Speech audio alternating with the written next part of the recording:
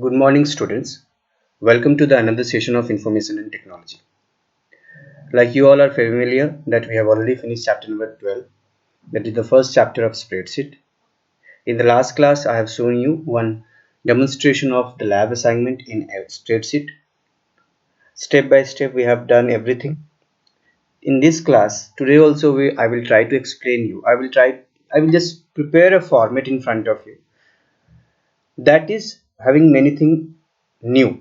बहुत सारी चीज़ें इस वीडियो में से आप ऑलरेडी जानते हैं, फिर भी मुझे लगा कि इसी वीडियो को थोड़ा सा और दूसरे तरीके से बताने की कोशिश करता हूं जो कि शायद आपको नया लगे।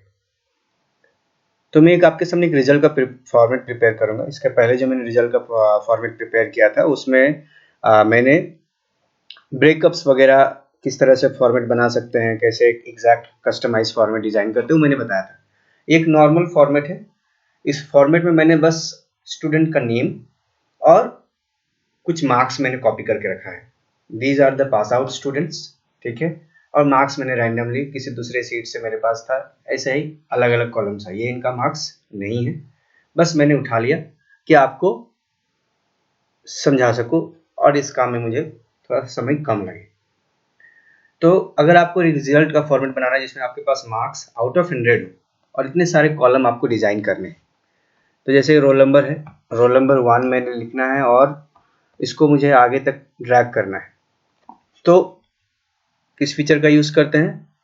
Autofill feature. 1 लिखना है, ठीक है। 1 लिखने के बाद पॉइंटर जब आपके इधर उधर घूमता है, जब आपको इसको चारों तरफ मूव करते हैं, इसको थोड़ा सा जूम कर लेता हूँ। देखिए, अब जैसे कॉर्नर पे एग्जैक्ट एजेस पे रखेंगे, ये प्लस का साइन बहुत ही पतला हो जाएगा। इसको यहाँ पर ड्रैग करके रखेंगे और लास्ट में इसको फिल सीरीज में क्लिक करेंगे, ऑटोमेटिकली रोल नंबर ले लेगा। बॉर्डर नहीं है, मेरा पॉइंटर देखिए कहाँ जा रहा है, इस बॉर्डर में जाएगा। अच्छा, before I continue I would like to tell you, please watch the entire video properly, because at the end of the video we will discuss about the half yearly examination, the syllabus, the format and everything regarding the internal assessment, ठीक है। तो इसको पूरा देखिए, last में उसके बारे में डिस्कस किया मैं करूंगा इस वीडियो में। अच्छा, यहाँ पर नेम ऑफ स्टूडेंट छूट गया, इसको लिख देते हैं नेम ऑफ स्टूडेंट, ठीक है। इसको भी बॉर्डर में ले आते हैं। आप इसको चाहे तो हेडिंग भी दे सकते हैं अलग अलग तरीके से। कहाँ से मिलेगा मुझे पता है कि नहीं है।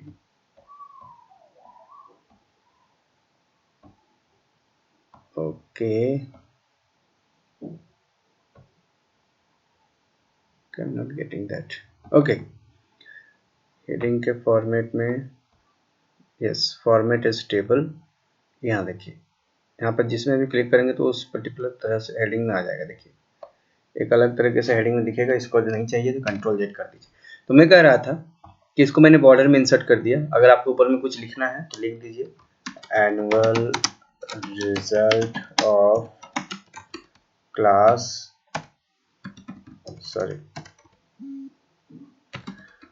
क्लास 7, ठीक है। कुछ भी लिख सकते हैं आप, 2017 18। अब आपको ये जो टेक्स्ट है ये आपने लिखा है A1 में, इसको लास्ट तक आपको यूज करना है। तो आप इसको ड्रैग करेंगे, मार्जिन सेंटर का यूज करेंगे, इसका फॉन्ट साइज थोड़ा सा इंक्रीज करेंगे, इसको बोल्ड टेक्स्ट पे रखेंगे। कलर करना है तो कलर करेंगे। आप अपने हिसाब से इस पे काम कर सकते हैं, which will look better as per your choice. इसको आप बड़ा करना चाहते हैं तो इसको भी आप बड़ा कर सकते हैं, फॉन्ट साइज, ठीक है। अपनी कन्वीनियंट के हिसाब से आप सारे कुछ चेंजेस कर सकते हैं। नीचे देख लेते हैं।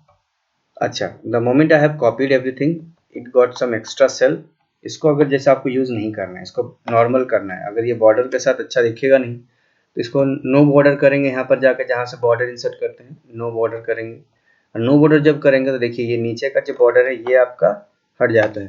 तो इसमें बॉर्डर लाने के लिए आपको यहाँ पर बॉटम बॉर्डर का ऑप्शन मिलेगा। आपको जैसे क्लिक करेंगे तो वो बॉर्डर आ जाएगा। अब इस पर्टिकुलर एरिया में आपका बॉर्डर नहीं है तो इस एरिया को भी आप ड्रैग करके सेलेक्ट कर लीजिए और इसमें आप बॉर्डर इंसर्ट कर दीजिए, ठीक है। अब हम लोग फॉर्मूला का यूज करेंगे। फॉर्मूला आप ऑटोसम का भी यूज कर सकते हैं और आप नॉर्मल अपना या सम फंक्शन का भी यूज़ कर सकते हैं। आप अपनी कन्वीनियंट के हिसाब से जो चाहे वो आप यूज़ कर सकते हैं।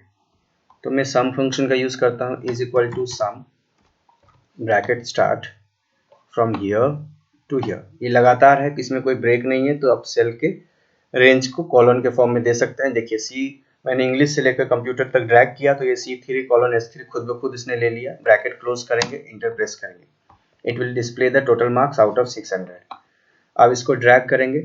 ड्रैग क्यों करेंगे? क्योंकि सारे में फॉर्मूला लगाना नहीं है, ऑटोफिल का यूज़ करेंगे ड्रैग करने के लिए। उसी तरीके को अपनाते हैं। क्या करते हैं हम लोग, देखिए पॉइंटर को यहाँ एग्जैक्ट कॉर्नर पे रखेंगे। जैसे पॉइंटर का शेप मेरा इस तरह से पतला हो जाएगा, आपको ड्रैग करना है नीचे की तरफ, तो वो क्या करेगा, सारे स्टूडेंट्स के मार्क्स को टोटल करेगा।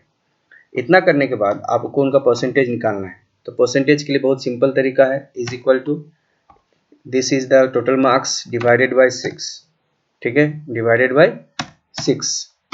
ये करके भी आप परसेंटेज निकाल सकते हैं। से टोटल डिवाइड बाय 6 क्यों किया? क्योंकि total number of subjects are 6। अगर आपको ये फॉर्मूला नहीं लगाना है, एवरेज का फॉर्मूला फंक्शन लग यूज कर सकते हैं, is equal to AVERAGE bracket start, फिर से इसी वैल्यू को सिलेक्ट कर लीजिए। देखिए ब्रैकेट क्लोज, एवरेज इस तरीके से भी निकाल सकते हैं आप percentage. It's up to you कि आप उसको टोटल को डिवाइड बाय 6 कर रहे हैं या फिर कोई फंक्शन यूज कर रहे हैं, ठीक है। अब देखिए जब मैं इसको ड्रैग कर रहा हूँ तो बहुत सारे स्टूडेंट्स का जो परसेंटेज है आपको डेसिमल के बाद 4 टाइम 5 टाइम्स के प्लेस में दिख रहा है। उसको आपको 2 पॉइंट डेसिमल के बाद 2 प्लेस के फॉर्म में ही दिखना है और दिखाना है। तो क्या करेंगे, उसके लिए आपको क्या करना है, जैसे आप इस तरह से पूरे कॉलम को सिलेक्ट कर लेंगे जहाँ से जहाँ आपको इस तरह का चेंजेस करना है। तो मुझे यहाँ से यहाँ तक सारे स्टूडेंट्स को सिलेक्ट करना है, वैल्यूज़ को, सारे सेल को सिलेक्ट करने के बाद राइट क्लिक करेंगे, फॉर्मेट सेल में जाएंगे। ये पूरा का पूरा डेमोन्स्ट्रेशन एक्सेल में है, ठीक है। सेकंड ऑप्शन आपको नंबर दिख रहा है, इसमें जाएंगे। देखिए यहाँ पर आपको क्या दिख रहा है, डेसिमल प्लेस 2, इसको एज इट इज़ रहने देना है और सेकंड ऑप्शन को क्लिक करना है, पॉजिटिव नंबर वाला जो ऑप्शन है आपका। यहाँ डेसिमल प्लेस अगर आप इंक्रीज़ करना चाहते हैं तो यहाँ इंक्रीज़ कर सकते हैं, अगर कम करना चाहते हैं तो कम कर सकते हैं अपने हिसाब से। ओके, जैसे क्लिक करेंगे देखिए सारे स्टूडेंट्स का नंबर आपका 2 प्लेस में आ गया। अब आपको ग्रेड कैलकुलेट करना है। तो ग्रेड के लिए आपके पास एक क्राइटेरिया होना चाहिए, आपके पास एक पैटर्न होना चाहिए जिसको आप फॉलो करेंगे। लाइक 90 प्लस वाले को A grade, A1 grade, 81 to 90 वाले को A2 ग्रेड, ठीक है। तो वो ग्रेड आप जिस पर्टिकुलर सीरीज को फॉर्मेट को फॉलो करना चाहते हैं, नॉर्मली जो आपके रिपोर्ट कार्ड में भी लिखा हुआ रहता है उसी को फॉलो करते हैं। इसके लिए मैंने आपको एक क्लास में बताया था कि किस तरह से इफ फंक्शन का यूज करेंगे, इज इक्वल टू इफ, ठीक है। इफ मीन्स किसका वैल्यू, इसका वैल्यू बड़ा हो या बराबर हो किससे, 91 से, सॉरी 90 से ही करते हैं, 90 से करेंगे तो नहीं, 90 को भी ले लेगा वो, 91 से करते हैं, इज इक्वल टू का साइन है, ठीक है। तो 91 से बड़ा या बराबर हो तो उस केस में उसको क्या डिस्प्ले करना है, A1। फिर से कोमा देके इफ लिखेंगे, फिर से ब्रैकेट स्टार्ट करेंगे और इसी सेल को फिर से सिलेक्ट करेंगे, यानी ग्रेड परसेंटेज का वैल्यू बड़ा हो या बराबर हो किससे, 81 से, तो उसको कितना देंगे, A2।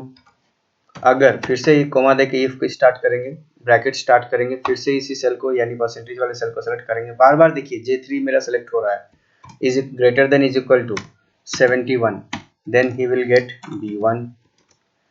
Then again if bracket start J3 is greater than equal to 61, then he will get B2।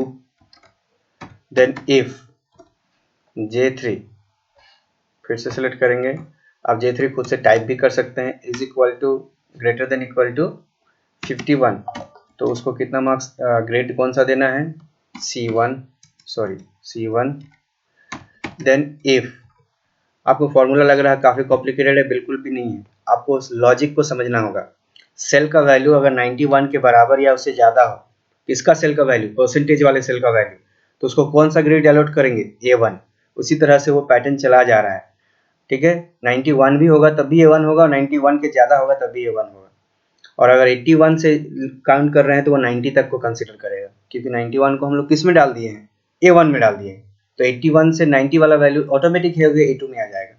फिर उसी तरीके से जो नेक्स्ट है 71 से बराबर या ज़्यादा हो तो 71 को भी वो B1 में कंसिडर करेगा और 80 को भी B1 में कंसिडर करेगा। जैसे वो 81 में पहुंच जाएगा तो वो A2 में आ जाएगा। इस तरीके से कैटेगरी डिफाइन करते हैं। ग्रेटर देन इक्वल टू 51 हो गया तो ये 41 हो जाएगा। इसको क्या ग्रेड देना है? C2, ठीक है। देन इफ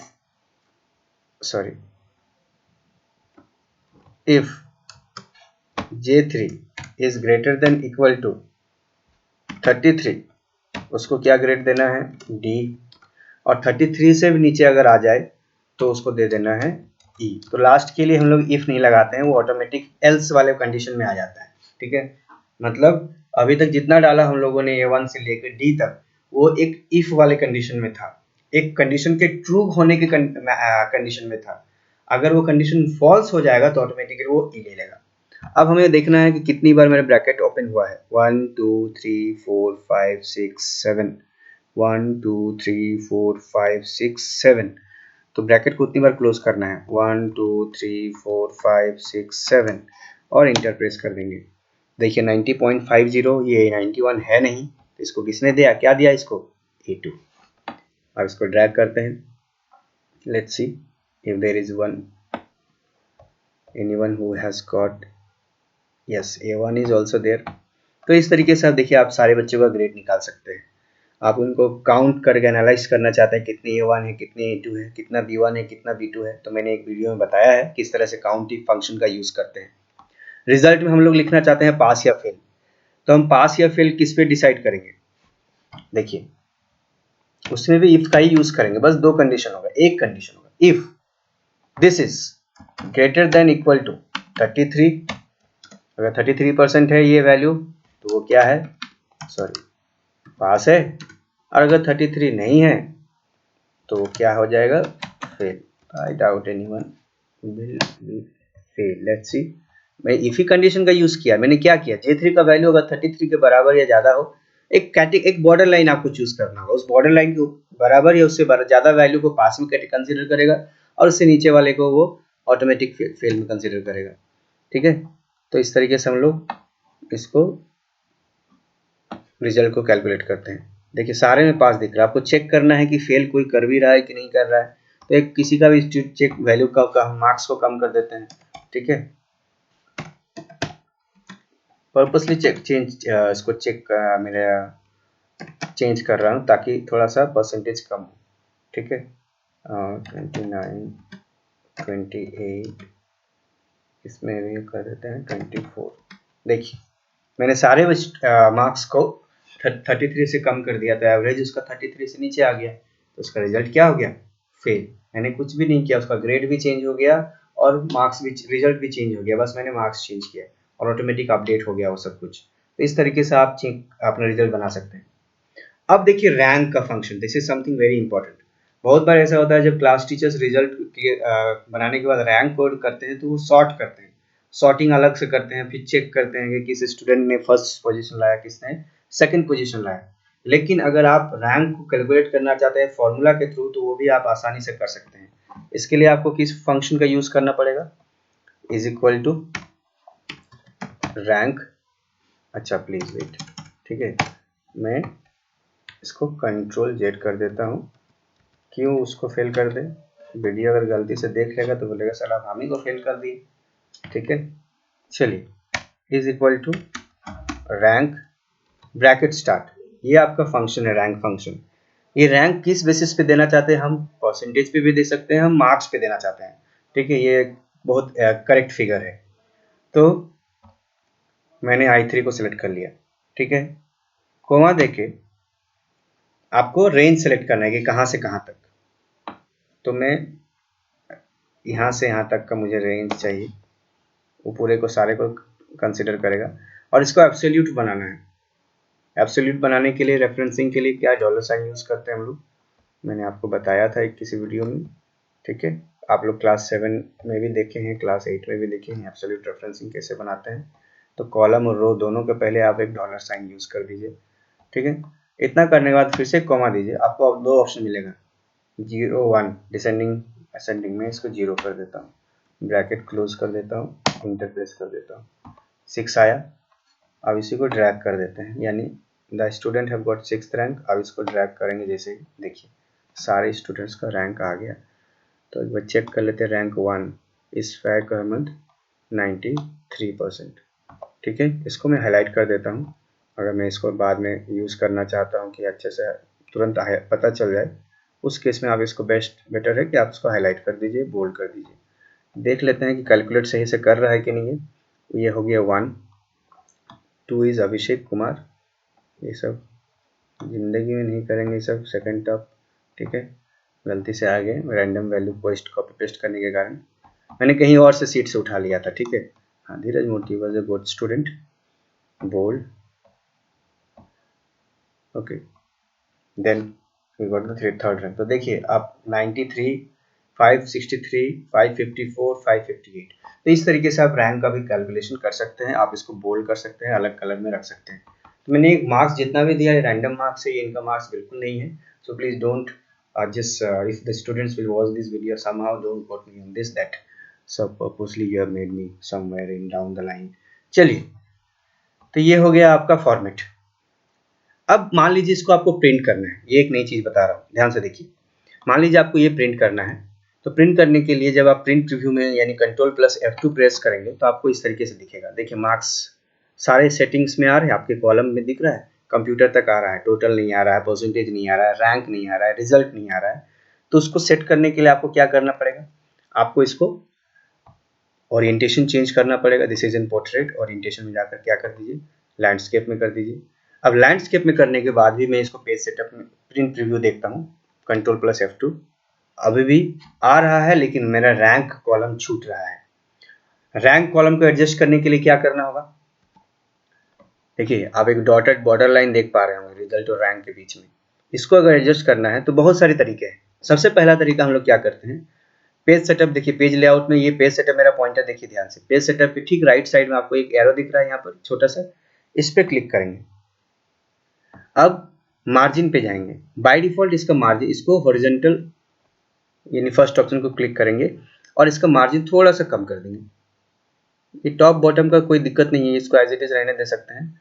ठीक है, 1.9 रहने दे सकते हैं, उससे कोई दिक्कत नहीं है। आप लेफ्ट और राइट के मार्जिन को थोड़ा सा कम कर दीजिए, क्योंकि वो राइट साइड थोड़ा सा ज़्यादा भाग रहा है। ओके कर दीजिए। अब फिर से Ctrl+F2 प्रेस कीजिए, देखिए आगे आपका कितने पेजेस में आ रहा है, 2, 3। अब इसको 3 स्टूडेंट का सिर्फ डेटा आपका एक पेज में जा रहा है, तो इसको आप एक सिंगल पेज में 2 पेज के अंदर करना चाहते हैं तो वो कर सकते हैं। फिर से देखिए यहाँ पेज सेटअप दिख रहा है आपको, मेरा पॉइंटर देखिए ध्यान से, पेज सेटअप में जैसे प्रिंट के सेकंड ऑप्शन में ये, तो आप अब इसका भी मार्जिन कम कर दीजिए। ठीक है, आ गया 2 पेज में। तो पहले हम लोग मार्जिन का यूज करते हैं। मार्जिन से अगर आपका पेज एडजस्ट हो जा रहा है मार्जिन कम करने से तो अच्छी बात है। अगर उस केस में भी नहीं होता तो हम लोग क्या करते हैं, जैसे नॉर्मली हम लोग क्या करते हैं, व्यू में जाते हैं, पेज ब्रेक व्यू में जाते हैं, तो यहाँ पर आपको ब्लू ये जो डॉटेड लाइन दिख रहा है इसको आप ड्रैग करके कम या ज़्यादा कर सकते हैं। ठीक है, तो ऑटोमेटिकली वो एडजस्ट हो जाता है। उसका भी उस तरह से सीट है नहीं, अगर और एक्स्ट्रा कॉलम रहता तो हमको यूज़ करके आपको दिखाना पड़ता। तो अगर आप इस तरह के प्रॉब्लम में फंसेंगे कभी भी, क्योंकि इस तरह के जो सीट्स है, इस तरह का एक्सेल को प्रिंट करना आपको फ्यूचर में कभी भी जरूरत पड़ सकता है कि आपको एक्सेल को एक पेज में सेट करना है। तो आप ओरिएंटेशन पहले लैंडस्केप कीजिए, मार्जिन को कम कीजिए। ठीक है, मार्जिन कम करने के लिए पेज लेआउट में जाकर यहाँ पर मार्जिन कम करते हैं। अगर मार्जिन कम करने के बाद भी नहीं होता है तो आप क्या करेंगे, व्यू में जाकर पेज ब्रेक व्यू में जाएंगे और आपको डॉटेड लाइन दिखेगा। ठीक है, जैसे कि इस तरीके से दिखेगा, देखिए। तो उसको आपको ड्रैग करके एडजस्ट कर देना है कि कहाँ से कहाँ तक चाहिए। जैसे अभी अगर आप डॉटेड लाइन बीच में देख पा रहे हैं तो 28 रोल नंबर तक दिख रहा है। मैं चाहता हूँ कि ये 29 तक जाए या 30 तक जाए, तो आप इसको ड्रैग कर दीजिए। हाफ हाफ करके डिस्प्ले करना चाहते हैं अगर आप, तो इस तरीके से आप अलग अलग ऑप्शंस का यूज कर सकते हैं। ठीक है, जिसमें देखिए 2 पेज में आ गया है। अब एक चीज और देखिए, नोटिस कर, अगर आप करेंगे Ctrl+F2 में फिर से प्रेस करता हूँ, मेरा फर्स्ट पेज में सारे हेडिंग्स दिख रहे हैं, name of the student, English, Hindi, सारे सब्जेक्ट का हेडिंग दिख रहा है। लेकिन मेरा नेक्स्ट पेज में हेडिंग दिख रहा है, नहीं दिख रहा है, लेकिन मुझे चाहिए हेडिंग। तो आप नॉर्मली क्या करेंगे, अगर आपको कोई फीचर्स के बारे में आइडिया नहीं है तो आप इसको कॉपी करेंगे, फिर से उसको रोल नंबर 28, 29 के बाद उसको पेस्ट करेंगे। लेकिन मैं नहीं चाहता हूँ वो यूज़ करना। ठीक है, मैं चाहता हूँ मैं यहाँ सेटिंग से ही कुछ ऐसा कर दूँ जिससे मेरा हर पेज के ऊपर में, चाहे वो 3 पेज का हो, 4 पेज का हो, 5 पेज का प्रिंट आउट हो, हर पेज में मेरा वो हेडिंग आ जाए। क्या करेंगे, ठीक है, सबसे पहले प्रिंट एरिया में जाकर सेट प्रिंट एरिया सेलेक्ट करते हैं हमेशा। पेज सेटअप में ही इसी में जाएंगे, लास्ट ये जो एरो है पेज सेटअप में जाएंगे। आपको थर्ड ऑप्शन दिख रहा है हेडर फुटर, ठीक है, सॉरी देखिए लास्ट ऑप्शन सीट दिख रहा है, सीट में जाएंगे। आपको यहाँ पर एक ऑप्शन मिल रहा है third option, rows to repeat at top. आप सबसे टॉप पे किस रोज को रिपीट करना चाहते हैं, तो देखिए इसमें मैं जैसे क्लिक करूंगा तो वह मुझे सेल सेलेक्ट रो कलर सेलेक्ट करने बोलेगा। मुझे इस रो को ही करना है। अगर इससे ज़्यादा रो चाहिए तो नीचे ड्रैग कर दीजिए। मैंने देखिए क्लिक कर लिया, उसका सेल एड्रेस आ गया। ये रोज सेकंड रो को डिस्प्ले करना है, इसको क्लोज कर दीजिए, ठीक है, ओके कर दीजिए। फिर से प्रिंट प्रीव्यू चेक कीजिए, देखिए आ गया। तो इस तरीके से हम लोग काम करते हैं अगर आपको रोज को रिपीट करना है अलग अलग पेजेस में। तो ये था आज के लिए आपको प्रैक्टिकल डेमोन्स्ट्रेशन कि किस तरीके से हम लोग एक एक्सेल सीट को डिजाइन कर सकते हैं अपने रिक्वायरमेंट के हिसाब से। इट्स ऑलरेडी 21 मिनट, ठीक है। तो ये था आज के लिए आपका प्रैक्टिकल डेमोन्स्ट्रेशन कि किस तरीके से काम करेंगे। देखिए मैं बार बार कहता हूँ, it's only that, please wait a minute. So I was saying it's all about the practice that you have to make again and again, then only you will able to make it.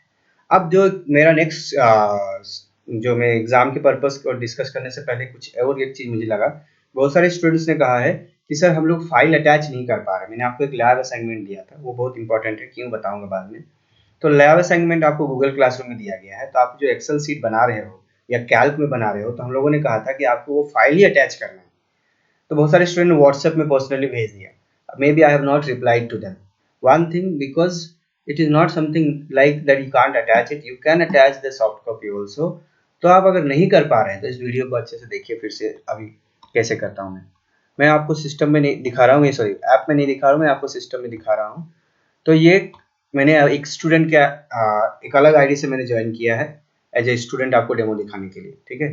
तो मैं class join कर लेता हूँ, join class. आखिर का कोई class 9 का कोई मीट असाइनमेंट देखना है ना मुझे, तो क्लास 9 के किसी क्लास को मैं ज्वाइन कर लेता हूँ। ओके, तो ज्वाइन क्लास में लेट मी ज्वाइन 35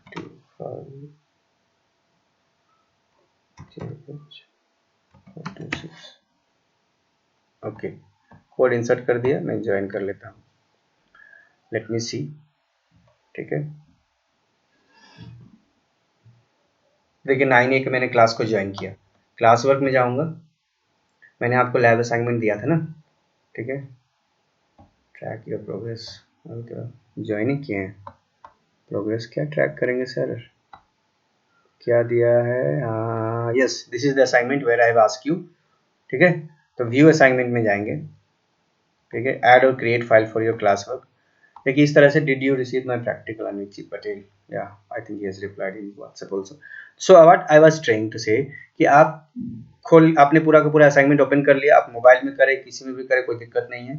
अब देखिए यहाँ पर ऐड और क्रिएट, मैं इसमें जाऊंगा, फाइल में जाऊंगा, ठीक है। अगर आप गूगल शीट में बना रहे हो तो वो कर सकते हो, अगर आप बना के ऑलरेडी सेव कर चुके हो उसको कैल्क में या एक्सेल में, फाइल में जाएंगे, ठीक है। और कोई भी एक फाइल को आप क्लिक करना है तो अपलोड में जाएंगे, ब्राउज में जाएंगे, उसके बाद जहां पर भी आपने फाइल को सेव करके रखा है उस पर्टिकुलर फाइल को सेलेक्ट करेंगे। Suppose this is the file, तो इसी को मैं क्लोज कर देता हूँ। I think this is the file, इसको यस कर देते हैं, ठीक है। तो ये फाइल है, मान लीजिए मेरा सेव करके रखा हुआ है एक्सेल का फाइल, इसको अटैच करना है तो ओपन करेंगे। इसको सिलेक्ट करने के बाद जैसे ओपन करेंगे तो ये फाइल अपलोड हो जाएगा आपके असाइनमेंट में। देखिए book1.xlsx, एक्सेल का सीट अटैच हो गया। अब करना क्या है, मुझे टर्न इन में क्लिक कर देना है। कुछ आपको स्पेशल पर्सनलाइज कमेंट लिखना है टीचर के लिए तो आप वो लिख सकते हैं। देन टर्न इन में क्लिक करेंगे, ऑप्शन आएगा, फिर से टर्न इन में क्लिक कर देंगे, चला गया। तो राधा मोहन डे ने राधा मोहन डे को असाइनमेंट सबमिट कर दिया। मैंने आपको ये डेमो इसलिए दिखाया कि आपको समझ में आए। टर्न इन लेट, अच्छा चलिए। तो इस तरीके से आप काम कर सकते हैं। आपको अटैच करने के लिए बस फाइल को सेव करना है, आपने रखना है सिस्टम पे, वहां पर जाइए, ऐड फाइल में जाकर फाइल को अपलोड कीजिए, सेलेक्ट करके ब्राउज करके सेलेक्ट करके अपलोड कीजिए और टर्न इन में क्लिक कर दीजिए। आपका फाइल मुझे मिल जाएगा मेरे गूगल क्लासरूम के फाइल पे, अकाउंट पे। ठीक है, now the most important part regarding your exam, this is only about IT और इंफॉर्मेशन टेक्नोलॉजी। सबसे पहला आपका सिलेबस, मेरा वीडियो चल रहा है, yes. Syllabus for the exam, for the half yearly exam is from part B. Part B हम लोग अभी स्टार्ट किए। पार्ट ए जो एम्प्लॉयबिलिटी स्किल है वो हम लोग टर्म 2 में पढ़ेंगे, काफ़ी अच्छे चैप्टर्स है जो आपको एंजॉय करेंगे पढ़ना। तो पार्ट बी हम लोग चल रहा है। पार्ट बी में हम लोग चैप्टर 7 से स्टार्ट कर चुके हैं, चैप्टर 12 तक जा चुके हैं। This is the current chapter 12 which we have finish last week. तो chapter 7, 8, 9, 10, 11, 12 total 6 chapters are there. सारे चैप्टर्स को आपको प्रिपेयर करना है अपने हाफ ईयरली एग्जाम के लिए। ठीक है, अब आप मन से कीजिए, आप बेमन से कीजिए, आपकी चॉइस है। Total marks like 100, total marks is the 101, जिसमें मैं बार बार कह रहा हूँ this is the only breakup for IT. आपके बाकी सब्जेक्ट के बारे में बिल्कुल भी बात नहीं कर रहा हूँ, उनका टोटल ब्रेकअप होता है 80-20 का। आपका जो आईटी एग्जाम होगा वो ब्रेकअप होता है 50-50 का। ठीक है, 50 मार्क्स का थ्योरी होता है, 50 मार्क्स का इंटरनल असेसमेंट होता है इंफॉर्मेशन टेक्नोलॉजी का। बाकी सारे सब्जेक्ट का ब्रेकअप आपको कंसर्न टीचर बताएंगे, अगर उनसे कोई डाउट है उनसे पूछिए। ठीक है, उसमें से थ्योरी एग्जाम जो 50 मार्क्स का होना है वो 50 मार्क्स का थ्योरी आपका हाफ ईयरली एग्जाम नहीं हो पाएगा इस बार। तो जो ऑनलाइन एग्जाम होगा, रिटन एग्जाम आपका, वो 25 मार्क्स का लेंगे हम लोग। ठीक है, मैं फिर से रिमाइंड करना चाहूँगा, बाकी सब्जेक्ट की मैं बात नहीं कर रहा हूँ, बाकी सब्जेक्ट में आपका कितना मार्क्स का थ्योरी एग्जाम होगा that I am not familiar of. I am we will take the theory exam of only 25 marks in information technology। IT में 25 नंबर कर देंगे, उसको आप मल्टीप्लाई 2 से मल्टीप्लाई करने के बाद जो भी मार्क्स आएगा वो आपका मार्क्स हो जाएगा थ्योरी मार्क्स का। ठीक है, आप जो भी लिखोगे उसी को हम लोग 2 से मल्टीप्लाई कर देंगे। अब बात रही इंटरनल असेसमेंट की। ठीक है, इंटरनल असेसमेंट जो IT का होगा उसमें ब्रेकअप है 50 का ब्रेकअप में ये तो फिक्स है। क्लास वर्क कॉपी में 5, अब कॉपी आपका क्लास वर्क कॉपी आपने बनाया है नहीं बनाया है ये आपको पता है अच्छे से। आपका असाइनमेंट सबमिट हो रहे हैं, उसका प्रोग्रेस रिपोर्ट हम लोग तुरंत चेक कर सकते हैं। तो ये मार्क्स आपके गूगल क्लासरूम के सिंसियरिटी पे मार्क्स मिलेगा, और एक तरीके से इसका हम लोग वैलिडेट करेंगे, मैं आपको बताऊंगा।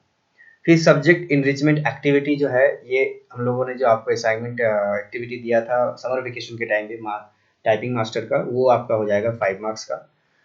पीरियोडिक टेस्ट, ये ऑलरेडी आपका 2 टेस्ट हो चुका है, उसी का एवरेज निकाल कर हम लोग 10 निकालें, इसका मार्क्स 10 निकालेंगे। एक मल्टीपल चॉइस क्वेश्चन टेस्ट लेंगे नेक्स्ट वीक में किसी भी दिन एग्जाम के पहले। एक एमसीक्यू टेस्ट लेंगे, इसमें ट्रू फॉल्स 1 वर्ड हो सकता है, 10 मार्क्स का, ये हम लोग एक लेंगे। एक और उसके साथ साथ आपका वाइवा लेंगे, like in the school we are taking normal viva, this time we will connect you through the Google Meet and phase by phase we will have a slot of 10 student or 15 student, and we will take the viva of one by one. One student will come, he will or she will give the viva, then he or she will leave the meeting। इस तरीके से हम लोग आपका viva लेंगे, और उसी viva के दौरान आपको अपने क्लासवर्क कॉपी के साथ बैठना है, और उस क्लासवर्क कॉपी को आपको एक्चुअली में पेज को ओपन करके दिखाना भी है। ठीक है, रफली में वो हम लोग आपको बता देंगे कैसे करना है। उसके बाद लैब असाइनमेंट जो है 10 मार्क्स का है। लैब असाइनमेंट में आपको जो हम लोग गूगल क्लासरूम में लैब के रिलेटेड टास्क दे रहे हैं, जो हम लोगों ने एक्सेल में आपको दिया लास्ट वीक में, हो सकता है और एक कुछ टास्क दे। तो ये जो लैब असाइनमेंट रिलेटेड एक्टिविटी है एक्सेल स्प्रेडशीट से, इसको बिल्कुल कंप्लीट करके सबमिट कीजिए, इसी पे आपका 10 मार्क्स है।